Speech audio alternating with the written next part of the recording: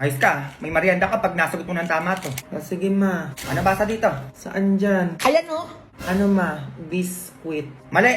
Ay, ano pala yan ma? Tinapay. Ikaw, Junjun. Kung ano na yung sinasabi ko sa'yo.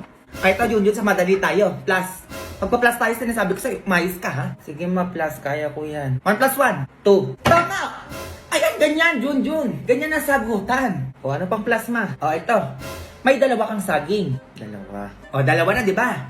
Binigyan kita ngayon ng 3 saging. O, magiging ilan na yung saging mo ngayon? 8. Ay, Diyos ko, Junjun. Nasa kamay mo na, Diyos ko, hindi mo pa sinabi. Iniba mo pa. Ay, 7 na saging ma. Ulit-ulit tayo, Junjun. Sabi ko sa'yo. Sige na sweetheart, maupo ka na doon. Ako na magtuturo dyan. Ang isagot mo, 5. O, tatanungin ulit kita. May hawak kang 2 saging. 2 saging.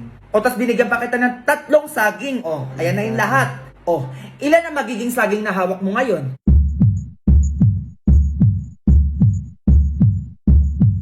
Isa. Sinabi ko na yung sagot. Nanood ako TV. Yun na pag-aralan na natin kahapon yan. Bakit nakalimutan mo pa din?